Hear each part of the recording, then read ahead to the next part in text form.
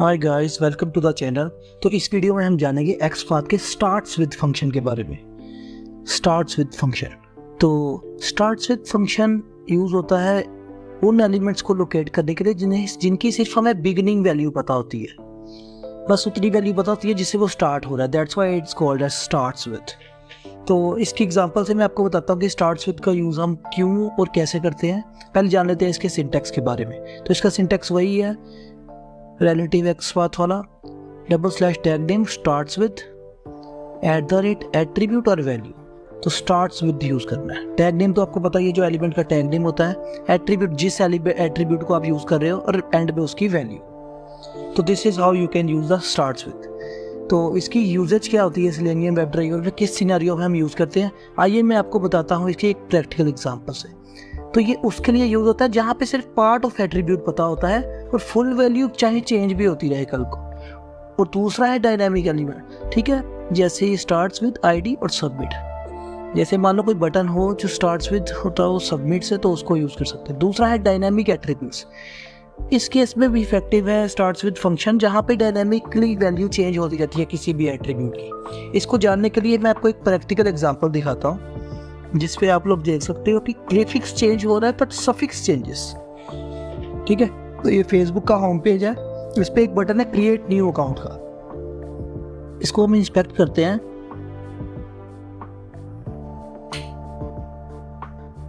तो आप इंस्पेक्ट करने में कुछ चीज ऑब्जर्व कीजिएगा। तो सबसे पहले इसको मैं लोकेट करता हूँ। ये देखिए, इसमें ये एट्रीब्यूट दिया हुआ id is equal to u_u_0t। इसको मैं पहले एक कॉपी करवा देता हूँ एक नोटपैड पे, ताकि आप इसकी वैल्यू को याद रख सको। अब एक बहुत इंटरेस्टिंग सिनेरियो मैं आपको दिखाऊंगा कि जैसे ही मैं इस पेज को रिफ्रेश करता हूँ, तो देन यू विल सी कि इस id की वैल्यू क्या हो जाती है। ये देखिए, now the value of id becomes u_u_vx। ठीक है, मैं आपको पहली वाली वैल्यू से इसको कंपेयर करके दिखाता हूँ, जो मैंने ऑलरेडी नोटपैड पे सेव करके रखी हुई है। ये देखिए, there is a lot of change. Starting में u_u_ सेम है, बट बाद में ये वैल्यू चेंज हो रही है। ऐसी एट्रीब्यूट्स को हम, ऐसे एलिमेंट्स को डायनामिक एलिमेंट्स कहते हैं। ठीक है, prefix consistent as u_0_0, but suffix इसका बार बार चेंज हो रहा है। ऐसे वेब एलिमेंट्स पे भी कई बार हमको डील करना पड़ जाता है। उस केस में स्टार्ट्स विद फंक्शन बहुत ज़्यादा इफेक्टिव है। तो मैं आपको इसकी प्रैक्टिकली एग्जांपल करके दिखाता हूँ कि कैसे हम इस केस में स्टार्ट्स विद को यूज़ कर सकते हैं।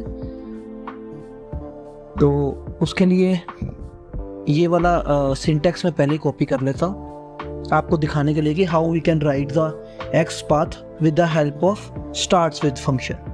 तो ठीक है, क्रिएट न्यू अकाउंट वाले बटन को हम लोग ओपन करेंगे और चेक करेंगे कि ओपन होता है कि नहीं। तो पहले मैं इसका सिंटैक्स रख लेता हूँ। अब देखते हैं इसका सिंटैक्स क्या है। वो देखिए, लेफ्ट में आपके इसका जो टैग है वो है एंकर टैग।